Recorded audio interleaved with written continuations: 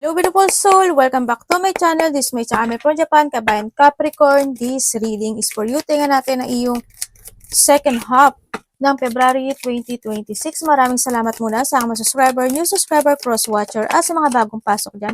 Welcome kayo sa bahay ni Ate Aimee. Salamat din sa naktapan ng puso ninyong mga comments at sa mga nagpa-personal reading. Marami pong salamat. Kung gusto nyo na i-reading nyo lang talaga ang gusto nyo makakuha natin, all the details is in description below para sa personal reading. General reading tayo, kunin mo lang ang sayo at itapon ang hindi naman talaga sayo. Maaring vice versa, energy mo, energy ng person mo, energy ng malapit sa puso mo, nangyayari, or mangyayari pala. Use your own intuition, lawakan nyo yung isipan, ano man ang gender mo, ano man ang edad mo, wala sa baraha ang kapalaran ng tao, kayo pa rin ang makapagpapabago na to. Gawin yung guide, yung mga warning, hindi yung negative warning yung para magkaroon din ka na idea kung ano mga bagay o sitwasyon na dapat yung maging aware, maiwasan, o maaring makatulong sa inyo. Pero kung gusto mo na positive lang, hindi itong channel na to para sa iyo. Capricorn, a path with money is waiting for you. Congrats! Kung ano man yan, mukhang may sitwasyon na magtatapos, no? Or may mga sitwasyon na mahalaga, mga opportunities siguro. Nandito si Manipat kasi, yan o. Tapos there's a growth. Ako nakikita sa iyo, or handin yung waiting for a news package or letter. May mga bagay na hinihintay, mag-ingat ka kasi may nagmamatsyag sa iyo. No, ako nakikita sa iyo. May pagmamatsyag na nagaganap o nangyayari. Or nahando yung point na sa trabaho din. Kanya, sa trabaho, baka may mga pandaraya, pangliling lang, sa pera, ganun din, mag-ingat ka, or sa relasyon. Sneaky person. December is 12 minutes, 12 hours, 12 days, 12 weeks, or 12 months, o by December. Or pwede December kasi is may kakalala ka na December, ang birthday. Pagbabago, actually ito din sa pagbabago, no? Or nandun din yung point na medyo lamigin ka or sakitin. Hoping hindi ganun na, no? I hope hindi. Kaya mag-ingat ka na lang yan sa mga ubo, sipon, lagnat. Lalo na pag siguro pag nag-change yung weather, ano, sa nakita ko dito, baka medyo mahina or nagiging mahina ka siguro. Or pwede rin kasi sa pagdating kapag pagod ka, mas kakapitan ka kasi ng sakit pag pagod ka. Kaya, may mga time din na kailangan mo rin magpahinga dito, no? Or maaari din na doon sa December is may tao na magiging cold sa'yo or ikaw yung magiging cold. May mga cold situation, no?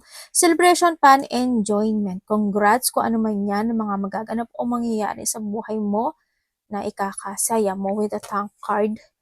And indecisiveness, allowing your life to rumble endlessly. May mga sitwasyon na hinahayaan mo lang na paulit-ulit ka na nandun.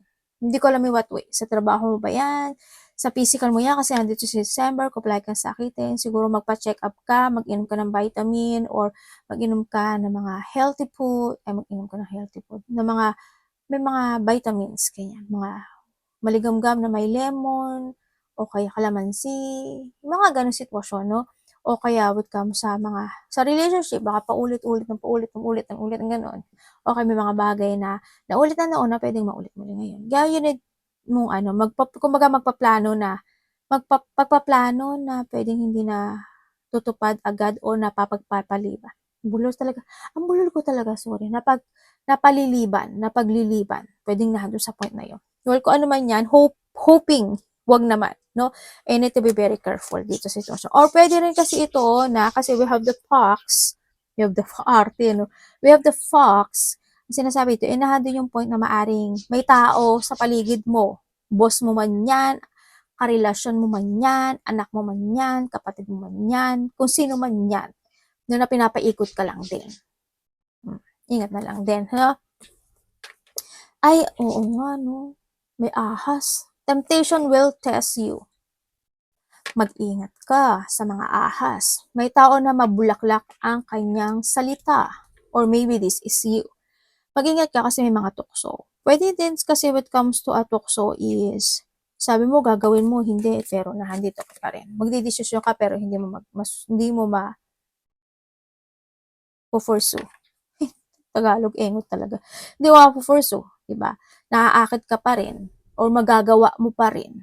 Magpipigil ka pero magpa-plan ka pero hindi naman. Diba, mag-iipon ako ng pera pero hindi nangyayari.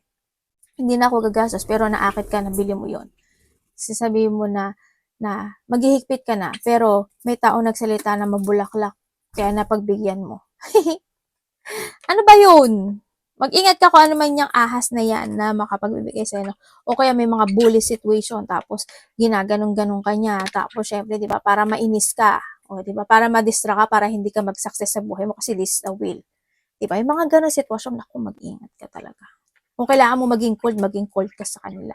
Dermatology. And time to go out and have fun. O, di ba, may celebration ka. May mga go out situation by the second half or may mga darating na mga celebration or hando yung point na kailangan mo ring lumabas. Kailangan mo rin magbakasyon o mag-rest, malayo man o malapit dyan. May mga fun situation, may mga go out. Kumbaga, you will enjoy the fruit of your labor and success. Or pwede ba sa inyo mahilig kayo sa apple or grapes, ganyan. Kung ano man yan. Congrats ha, ang ganda ano. Ay, oo nga, no, may ano ka, oh. Kaya dito pala to, no. Itabi nga natin ito dito. Okay, kasi meron kang hammock, taking vacation physically or mentally. Ayan, dito yung sitwasyon, kasi we have the cold situation. Cold situation. Pwede may mga vacation, maaaring magbabakasyon kayo sa malamig na lugar, ganyan. Tulad mga Japan, US, Korea, Canada, hindi ko na sabihin lahat kung ano man yan. Pwede nandun kayo. Malayo man o malapit, pwedeng Baguio, di ba? Philippines is also malamig na rin kasi sa Baguio talaga, hindi tulad ng dati. Pwedeng ganun or kinakailangan, no? Para magkaroon ka ng mental peace. Kumbaga, handun din yung physical mo, baka pagod ka na talaga, kaya paulit-ulit, kung nagkakasakit ka, paulit-ulit, di ba? Kailangan mo siguro na mag-take a rest, kanya mag-recharge, mag-rejuvenate, or nandun yung sitwasyon na paulit-ulit pero nagpapalipan. Or magkakaroon ng mga pag-uusap related dito, no? Ganyan. Sa travel, sa mga celebration, fun, enjoyment, paglabas, pwede magkakaroon ka ng mga pag-uusap sa mga ganyan. Or makapag-iisip ka, mga ganyan. Tingnan natin, ano ba to? Energy mo. Capricorn energy. Ay, balik ka nun, balik ka. Energy. Ala, ba mo, oh, the Wheel of Fortune. Hey, galing ah. Ay, oo nga, may ano ka, may travel ka, may adventurous ka raw. May mga opportunity bago darating sa'yo. Energy niya. Ay, ano ba to? Okay.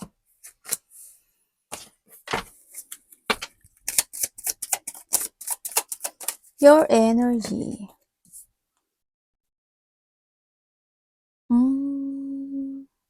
Okay, when it comes sa energy, may mga bagay ka daw na iisipin. Yan, may mga pag-iisip na gagawin ka daw by the second half. Ganyan. And also, may mga pagsasaayos, hindi ko alam in what way yung energy mo. Siguro may isasaayos ka, may lilinisin ka, may babaguhin ka, pwedeng ganon. May mga transform ka, ganyan. Maaari din na doon din yung pagiging busy mo pagdating sa second half, ganyan. Yung energy na nakikita ko sa'yo dito, mas more, pero ba't nandito yung ano, no? Pero makakaramdam ka raw ng ano makakaramdam ka daw ng mga dissatisfaction, ganun. Hindi ko alam in what way, pwedeng sa kasamahan mo sa trabaho, pwedeng sa mga ginagawa mo, kasi sa'yo na lahat nakasalo, sa'yo na lahat binigay, pwedeng nandun ka sa point na yun. Tapos iba naman sa inyo is you're feeling stuck or feeling boring. Parang may mga self-questioning rin ako nakita sa iba sa inyo. Sa iba naman is merong isang sitwasyon na mapag-iisip ka talaga. Maaaring may mga offer ako na nakita na mapaiisip ka doon. Na doon sa point mo. Kung ano aspeto ng buhay mo yan. Or nahando yung point na may mga on and off action ka na gagawin. Yung energy mo nahando sa point na yan. Tingnan natin ang parating.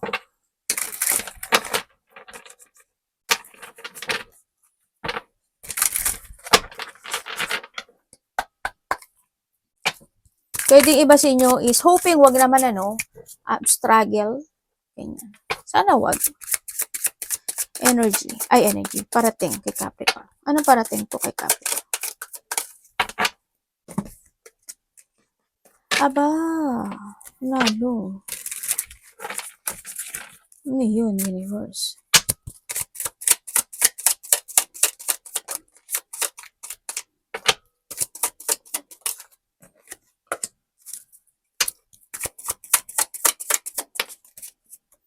Parating sa'yo. Okay. Okay. Parating sa'yo, nakita ko sa'yo dito is merong achievement. There's an achievement. Ako na nakita na parating. So, 1 day, 1 week, 1 month. Man yan. Or by the 4. Hindi ko alam, 4 or 5, something. Diba dito, 6. Ganyan. Nakikita. Happiness, fulfillment, achievement. And also, iba dito is abundance. Ganyan. May mga mangyaring makakaramdam ka ng saya dun sa sitwasyon. Parating din sa iyo is actually mga unexpected situation ako na nakikita dito. There's a travel ako nakikita. 'Di ba dito rin si Hamok. Ganun, may sabi dito is merong mga travel situation, malayo man o malapit, yun nga, o baka nga may pag-uusapan lang kayo, ganyan. Mayroon ka daw na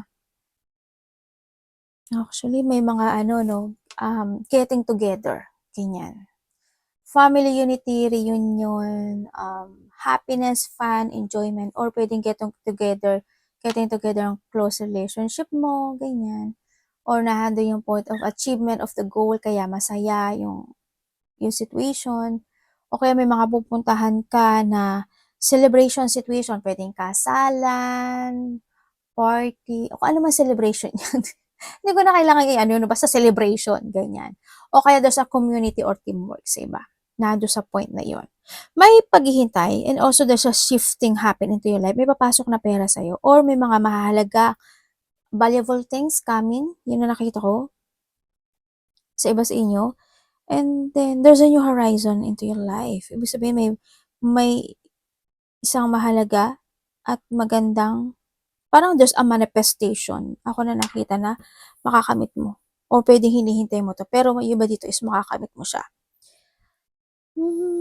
Magkakaroon ng mga unexpected, no? Sa iba sa inyo. Siguro it will come dito sa workplace siguro ito. Or pwede ito is manggaling sa mas bata sa'yo. Pwede magkakaroon kayo ng hindi pagkakaintindihan, conflict, malaki o maliit yan. Magkaroon ka ng disappointment, siya sa'yo, ikaw sa kanya.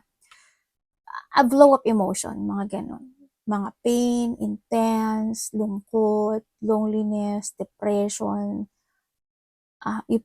you feeling heartache, ache, ba ganun no? Or nandun yung mga separation sa iba, ganyan, hindi pagkakaintindihan, pagkalito, mga ganon sitwasyon. Also, dito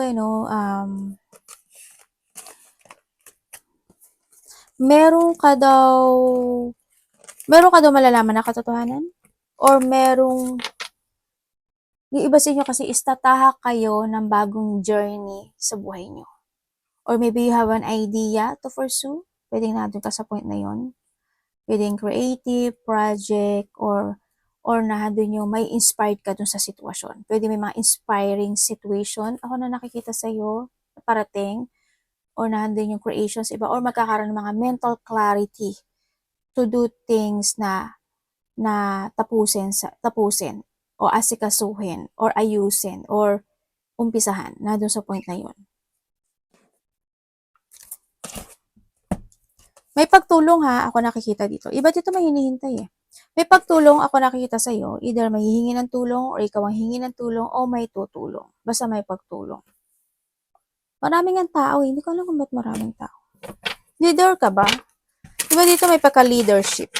Maybe you're a boss, you are leader in your company, sa trabaho mo, pwede na sa point. Dapat iwasan ni Capricorn.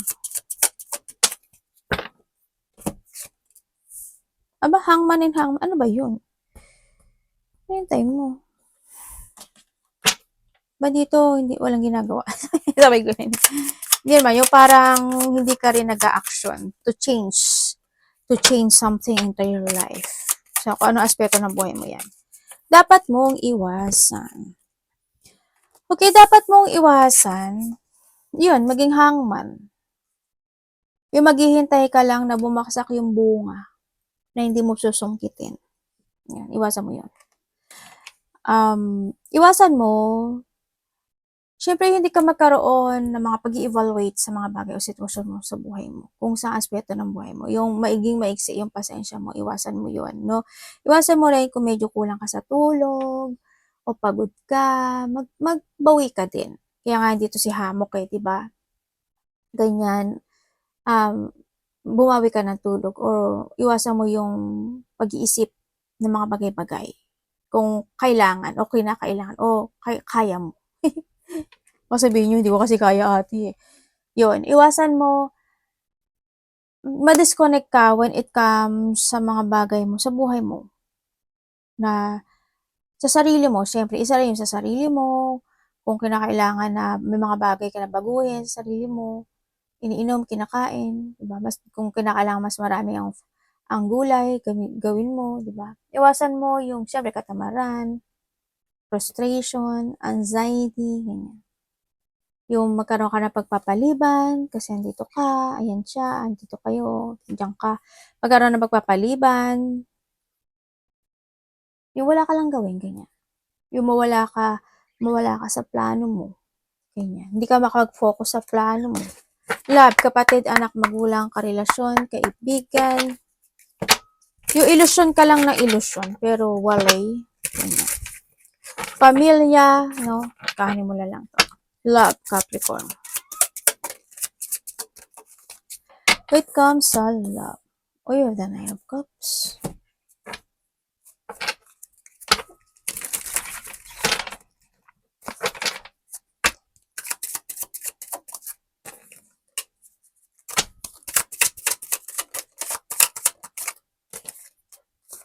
Okay, kung ikaw is single. Uy, meron. Meron. Ay, devil! Teka lang. May devil ka. Okay, kung kayo is yes, meron. Pwedeng nakakausap mo na to? Itong tao na to?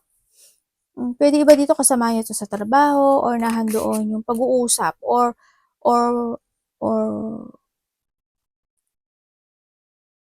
tukso. Ganyan. Meron daw. May offer sa'yo. Actually, ano to, siguro itong tao na to, nasa middle age to. Yun ang nakikita ko dito, Capricorn. Hindi siya ganun kabata, pero hindi rin naman siya matanda. So, middle age, ganyan. Itong tao na to. Kung kayo naman is separated, yes. Kita-kita naman, di ba? Oo, nagkaroon ng separated. Doon kasi yung point na naging sakim at makasarili yung isa. Pero yung isa sa inyo naging patient talaga. May tinahak na ibang tao o may tinahak na talaga yung isa sa inyo. Nagkaroon kasi siya ng attraction with someone sa nakita ko dito. Yun, kaya nagkaroon ng paghihiwalay. Third party. May pag-iwan sa ere na naganap o nangyari sa iba sa inyo or nahando yung point na isa sa inyo, isang hanggang ngayon hindi niya ma-accept yung nangyari na sitwasyon. Kaya nakikita ko na isa sa inyo is they feeling trapped, stuck in that situation. And then kung kayo naman is in relationship, masaya naman sa nakikita ko dito, you try to make it balance this connection. Yun nga lang siguro is hindi ganun ka-open ang isa't isa. Hindi ko alam why.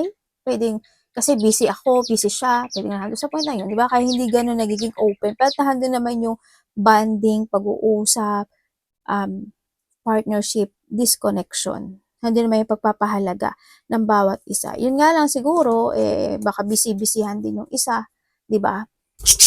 Kung sa may third party naman, ay oo. Oo. Sabi ng ate. Actually, ano to sa iba dito bago to. Maaari nagkakaroon ng attraction or pang-aakit o tukso, ganyan. Nagkakaroon ng tukso situation. Yun ang nakikita ko dito. Pwedeng, basta may tukso. Kapit lang. Tingnan natin money mo.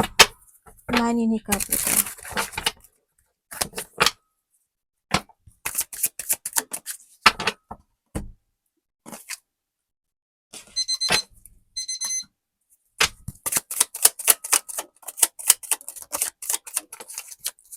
Okay, pagdating sa money mo. Pagdating sa money mo, alam mo yung kahit mahirap, pinipilit mo talaga yung situation mo. Kaya medyo ang nakikita ko sa dito, nahihirapan ka pero pinipilit mo. Pero malungkot, oo malungkot, medyo may lungkot kasi mas marami yung nawi-withdraw or mas marami lumalabas, 'di ba? Yun, kaya nalo-lost yung situation. Nandun din yung point na maring may mga tension talaga na hindi matapos-tapos sa buhay. Yun yun. Pero nasa sayo na rin kasi 'to, eh, 'no?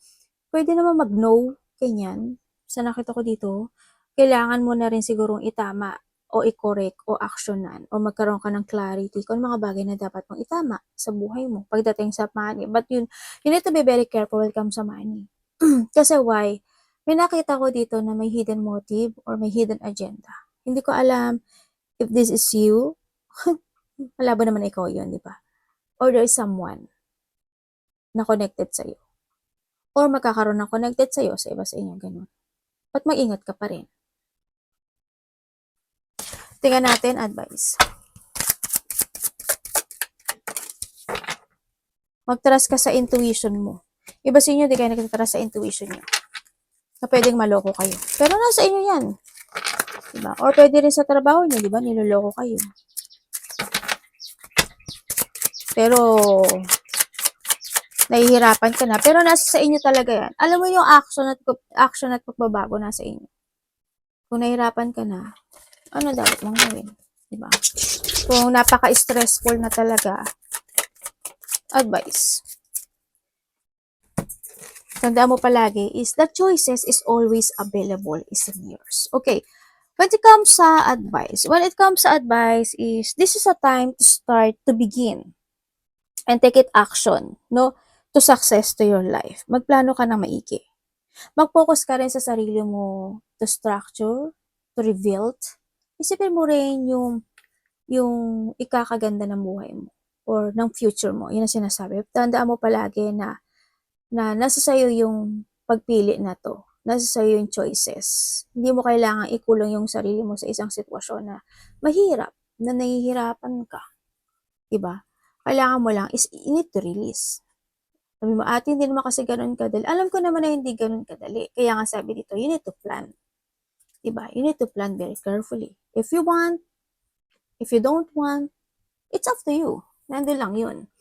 Diba? Kailangan lang din sa'yo siguro is preparation or mga bagay na kailangan mo rin i-discover when it comes to yourself. Kaya ko na ba? Dapat na ba? O kung ano mga aspect na naman, magkaroon ka, hindi naman yung sinasabi magmadali ka. No, nandun sa point na yan. Kasi iba dito is you don't know how to proceed. If you take it action or not, deciding to stay or you want to go, nagkakaroon anticipation o nahandun pa yung expansion o na-extend ka sa sitwasyon mo. Meron ka ngayon. Yan. Kung nagkakaroon ka ng tupat, ganyan. So, nakita ko sa'yo.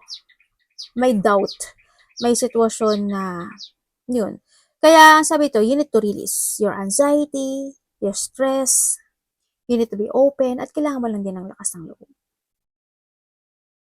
Kung kailangan mo talaga ng katahimikan, why not? O kaya kung ayaw mo naman umalis or hindi mo mabago yung sitwasyon mo sa trabaho man yan o sa sitwasyon, kailangan mo ng hamok. Kailangan mo na mag-refresh. Diba? Kailangan mo na magbakasyon, malayo man o malapit. Kahit nasa bahay ka lang, mag-isip ka. Okay lang naman yun eh. Diba? Nasa sa'yo na to. Yun, mag-action. Kailangan sa'yo is self-confidence. Kailangan mo na kasi is makipagsapalaran. Taking a risk. Nang mag-take a risk ka. Ganun. Tandaan mo palagi, the choices is always available in yours. Kailangan mo lang talaga ng mental strength and clear mind sa sarili. Kung kailangan mo maghumingi ng payo, why not, diba? Gawin mo. Kung sa aspeto ng buhay mo yan, ipasok mo. Arigato namaste, God bless.